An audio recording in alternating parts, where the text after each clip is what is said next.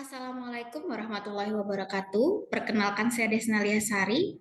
Pada kali ini saya akan menyampaikan tentang koneksi antar materi yang sudah saya susun untuk modul 1.4 tentang budaya positif.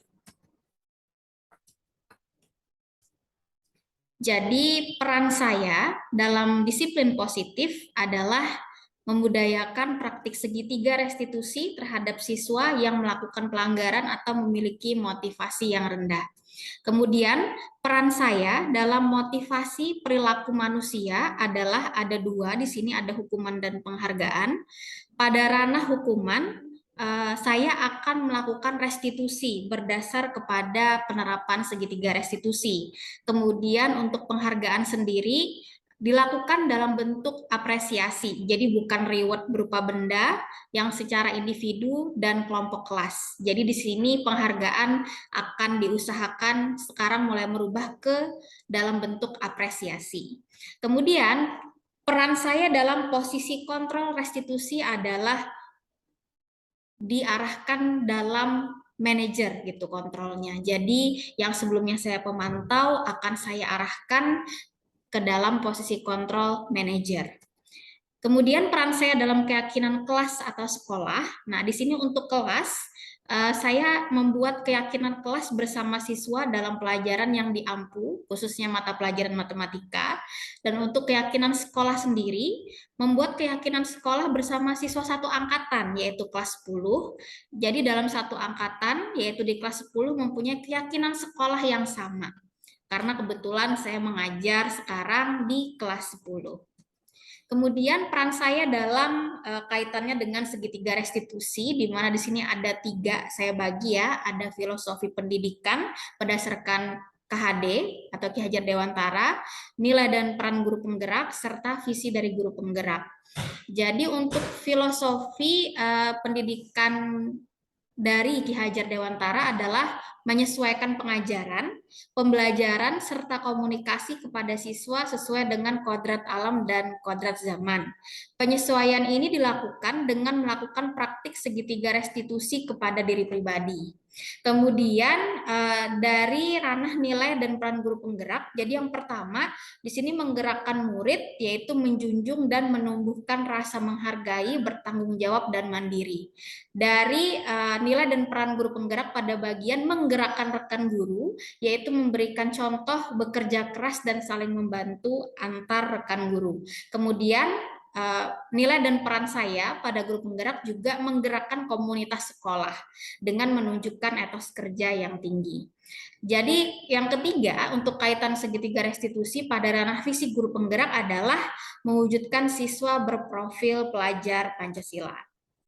Nah, di mana di sini siswa berprofil pelajar Pancasila sendiri, seperti yang kita ketahui ada 6,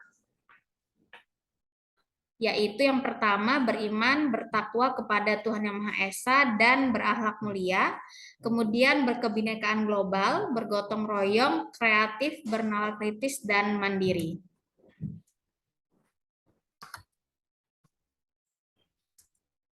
Nah, di sini ada 4 hal yang mau saya reflektifkan terkait tentang budaya positif, yaitu yang pertama tentang posisi kontrol guru. Di sini ada 5 posisi kontrol kita sebagai guru. Yang pertama adalah penghukum, yang kedua pemberi rasa bersalah, yang ketiga teman, yang keempat pemantau, dan yang kelima manajer. Jadi untuk penghukum, jadi pada posisi ini guru ini identik langsung menghukum siswa yang melakukan pelanggaran dengan nada suara meninggi dan kata-kata kasar sehingga membuat siswa trauma. Sedangkan kalau posisi guru pada pemberi rasa bersalah, guru ini cenderung menggunakan kata-kata atau kalimat memelas kepada siswa sehingga muncul rasa bersalah dari siswanya karena melakukan pelanggaran. Kemudian posisi kontrol yang ketiga yaitu teman. Jadi pada posisi ini guru melakukan pendekatan kepada siswa yang melakukan pelanggaran secara ramah, lemah lembut, dan interaksi yang dekat. Kemudian yang posisi keempat yaitu pemantau. Pada posisi ini guru menggali kondisi siswa dengan pertanyaan dan mendisiplinkan kepada siswa berdasarkan peraturan yang ada. Gestur dan nada bicara guru juga formal dan tegas. Nah, untuk posisi kontrol guru yang kelima yaitu manajer. Jadi pada posisi ini guru melakukan dialog dengan siswa menggunakan alur segitiga restitusi hingga siswa belajar dari kesalahan dan mencoba memperbaiki kesalahan yang dilakukan sendiri. Kemudian rangkuman atau kesimpulan budaya positif berdasarkan kebutuhan dasar manusia yang saya pelajari dalam modul ini adalah jadi ada 5 kebutuhan dasar manusia. Yang pertama yaitu untuk bertahan hidup.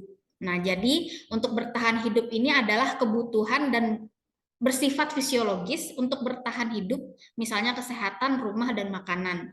Kemudian kebutuhan dasar yang kedua yaitu kasih sayang dan rasa diterima. Jadi kebutuhan akan hubungan dan koneksi sosial, kebutuhan untuk memberi dan menerima kasih sayang, dan kebutuhan untuk merasa menjadi bagian dari suatu kelompok. Kemudian kebutuhan dasar yang ketiga yaitu penguasaan. Jadi kekuatan untuk mencapai sesuatu, menjadi terampil, diakui atas prestasi dan keterampilan kita, didengarkan, dan memiliki rasa harga diri. Kebutuhan dasar yang keempat yaitu kebebasan. Jadi kebutuhan akan kemandirian, otonomi, memilih pilihan, dan mampu mengendalikan arah hidup seseorang. Kebutuhan dasar yang kelima yaitu kesenangan. Jadi kebutuhan untuk mencari kesenangan, bermain, dan tertawa. Kemudian untuk keyakinan kelas. Jadi pada modul ini saya mendapatkan materi yang sangat merubah pola pikir saya itu tentang keyakinan kelas. Jadi keyakinan kelas ini tidak sama dengan perjanjian kelas. Jadi nilai-nilai keselamatan atau kesehatanlah yang disebut dengan keyakinan, yaitu nilai-nilai kebajikan universal yang disepakati secara tersirat dan tersurat, lepas dari latar belakang suku, negara, bahasa, maupun agama. Nilai-nilai kebajikan bahwa menekankan pada keyakinan seseorang akan lebih memotivasi seseorang dari dalam. Seseorang akan lebih tergerak dan bersemangat untuk menjalankan keyakinannya daripada hanya sekadar mengikuti serangkaian peraturan tertulis tanpa makna. Murid-murid pun demikian. Mereka perlu mendengarkan dan memahami arti sesungguhnya tentang peraturan-peraturan yang diberikan, apa nilai-nilai kebajikan di balik peraturan tersebut, apa tujuan utamanya, dan menjadi tidak tertarik atau takut sehingga hanya sekadar mengikuti serangkaian peraturan-peraturan yang mengatur mereka tanpa memahami tujuan mulianya. Nah, kemudian berdasarkan modul ini juga saya mendapatkan materi lebih dalam tentang segitiga restitusi. Jadi segitiga restitusi ini adalah salah satu cara kita untuk mencapai ranah manajer khususnya sebagai seorang guru atau pemangku jabatan di sekolah yang berinteraksi dengan orang banyak gitu ya. Jadi salah satunya yang perlu dilakukan untuk proses segitiga restitusi adalah yang pertama menstabilkan identitas, kemudian memvalidasi tingkah laku, dan yang ketiga adalah menanyakan tentang keyakinan.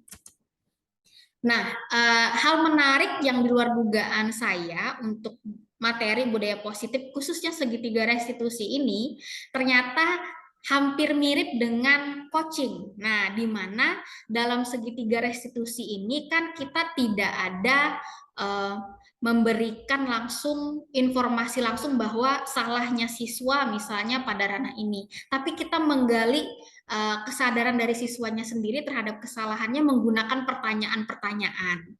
Nah, ini juga hampir sama dengan cara coaching. Nah, di mana coaching ini sendiri adalah selalu menggali informasi, kemudian menggali motivasi dengan pertanyaan. Nah, jadi hampir mirip dari segitiga restitusi dan juga coaching yang pernah saya pelajari. Nah, perubahan yang terjadi pada cara berpikir saya dalam menciptakan budaya positif di kelas maupun sekolah setelah mempelajari modul ini adalah yang pertama tentang keyakinan kelas. Jadi ini modul kali ini sangat membuka pikiran saya tentang keyakinan kelas sangat berbeda jauh dengan perjanjian kelas. Di mana keyakinan kelas ini adalah nilai-nilai yang mau ditumbuhkan yang benar-benar didiskusikan dengan siswa dan mau dibangun secara bersama-sama. Bahkan keyakinan kelas sendiri tidak perlu poinnya banyak, tidak apa-apa sedikit, tapi bisa membekas dan menempel serta dilaksanakan oleh kelas seperti itu. Kemudian tentang motivasi. Jadi dalam modul ini juga saya mendapatkan beberapa pengetahuan tentang level motivasi. Jadi ada yang motivasi tingkat rendah begitu. Motivasi tingkat rendah ini seperti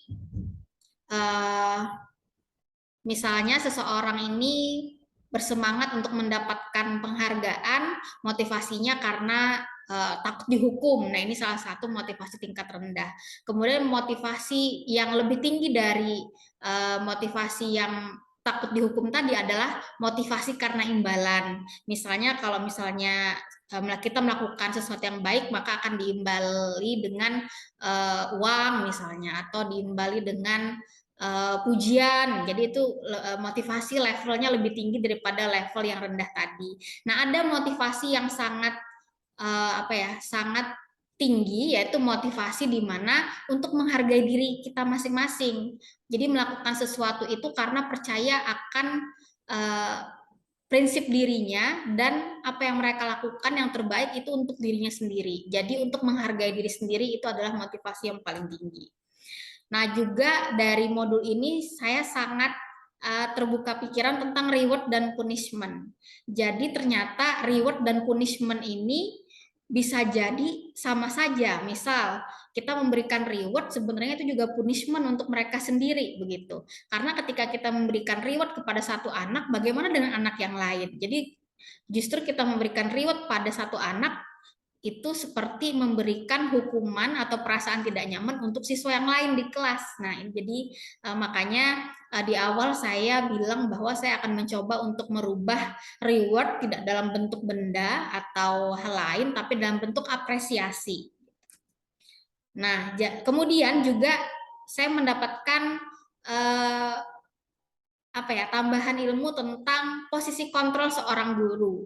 Mungkin yang sering bahkan condong saya lakukan adalah posisi kontrol pemantau. Jadi tidak ada membuka dialog dengan siswa ketika mereka melakukan pelanggaran. Nah, kemudian dalam modul ini saya melihat bisa dirubah kembali dan ditingkatkan posisi kontrol seorang guru menjadi posisi kontrol manajer, di mana nanti di sana kita membangun dialog gitu ya, kemudian juga mempraktikkan proses segitiga restitusi.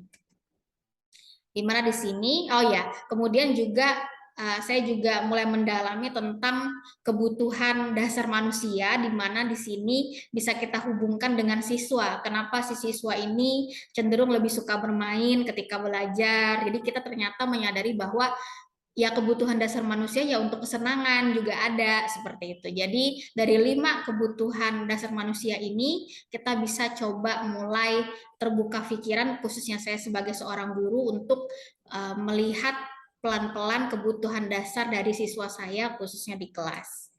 Ini juga tentang segitiga restitusi yang lumayan didalami pada modul kali ini. Jadi pertanyaan seperti apa yang bisa kita ajukan, kalimat positif apa yang bisa kita keluarkan untuk memberikan pernyataan, itu semua ada pada modul materi segitiga restitusi yang sangat membantu saya untuk merubah cara saya melakukan pendekatan kepada siswa yang melakukan pelanggaran. Kemudian pengalaman dan perasaan yang pernah saya alami terkait penerapan konsep-konsep inti dalam budaya positif baik di lingkup kelas maupun sekolah, itu yang pertama pastinya pada semua ranah yang saya jelaskan tadi. Jadi semua pengalaman yang sebelumnya mungkin kurang baik saya lakukan, khususnya di ranah semua, seperti ranah keyakinan kelas yang sebelum perjanjian kelas akan coba diperbaiki. Kemudian motivasi juga saya rubah, tidak lagi saya lakukan sering dengan reward, tapi lebih kepada apresiasi. Dan apresiasi bisa dilakukan kepada setiap siswa yang melakukan sedikit perubahan saja bisa diapresiasi. Kemudian posisi kontrol guru yang sebelumnya mungkin saya hanya selalu sebagai pemantau, bisa ditingkatkan menjadi manajer. Kemudian penerapan segitiga restitusi juga sudah bisa mulai saya lakukan, dan harapannya perasaan saya dulu yang sering merasa mengganjal gitu ya karena ketidaktepatan tindak lanjut atau tingkah laku saya bisa diperbaiki setelah belajar modul ini. Nah, kemudian seperti yang saya sampaikan sebelumnya, perasaan dari hal menarik yang di luar dugaan saya itu yang tentang coaching tadi gitu.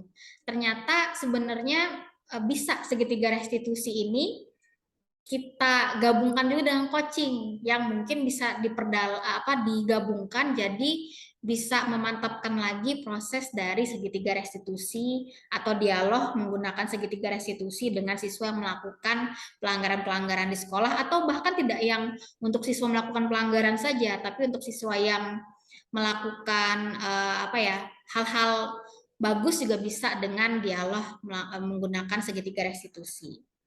Nah, kemudian untuk posisi kontrol saya sendiri dulu itu saya pemantau, jadi saya itu melakukan pendisiplinan berdasarkan pada peraturan gitu ya, kemudian kurang membuka dialog dengan siswa yang melakukan pelanggaran. Kenapa mereka melakukan pelanggaran walaupun saya memang melakukan pendisiplinan berdasarkan peraturan yang ada. Memang sempat perasaan saya ketika masih menjadi pemantau lebih kepada mengganjal gitu ya, jadi kayak lebih ke ranah sedih gitu. Tapi untuk sekarang karena sudah belajar di modul ini, jadi mencoba untuk menjadi posisi kontrol yang manajer, di mana setiap ada siswa yang low motivation atau kemudian melakukan pelanggaran atau bahkan sudah bagus, itu pendekatannya menggunakan segitiga restitusi. Dan lumayan ini membuat saya tidak berat dan tidak terbebani berdasarkan hukuman-hukuman yang diberikan, tapi lebih kepada membangun dialog dengan anak-anak dan kembali lagi kepada keyakinan kelas atau sekolah kita masing-masing. Sebenarnya sebelum mempelajari materi pada modul ini, pernah sebenarnya menerapkan segitiga restitusi, khususnya ketika menghadapi permasalahan murid. Nah, di mana di sini untuk menstabilkan identitas, saya lebih kepada melakukan dialog tentang pelanggaran disiplin, khususnya yang sering terjadi yaitu ketepatan waktu. Nah, jadi sering terlambat masuk kelas misalnya. Jadi saya sering melakukan dialog tentang itu. Kemudian juga untuk validasi tingkah laku, itu menanyakan hal baik lain apa yang dapat dilakukan untuk memperbaiki keadaan atau pelanggaran yang pernah dilakukan. Jadi menggali dari siswanya, menurut siswanya itu harus bagaimana agar tidak terjadi lagi. Kemudian saya juga menanyakan kembali keyakinan yang dapat yang ada gitu ya pada nilai kelas, yaitu disiplin khususnya tentang tepat waktu. Jadi digali lebih dalam lagi. Nah, selain konsep-konsep yang disampaikan dalam modul ini, hal-hal lain yang menurut saya penting untuk dipelajari dalam proses menciptakan budaya positif, baik itu di lingkungan kelas maupun sekolah, adalah ilmu tentang psikologis anak dan teknik coaching, khususnya ketika melakukan coaching dengan siswa. Nah, ini adalah rencana tindakan untuk aksi nyata yang sudah saya rancang, yaitu untuk judul modul budaya positif, kemudian saya sendiri yang membuat rancangannya, di mana latar belakangnya adalah belum adanya keyakinan kelas dalam mata pelajaran matematika di kelas 10. Sebelumnya hanya ada perjanjian kelas gitu. Jadi akan dirubah menjadi keyakinan kelas, di mana tujuannya di sini kelas 10 memiliki keyakinan kelas dalam mata pelajaran matematika khususnya. Di mana tolak ukurnya yang pertama, keberhasilannya adalah pada masing-masing kelas 10 mempunyai keyakinan kelas yang ditampilkan secara tertulis. Kemudian yang kedua, setiap siswa yang keluar dari jalur keyakinan kelas yang telah disepakati ketika melakukan proses segitiga restitusi dapat kembali kepada keyakinan kelasnya.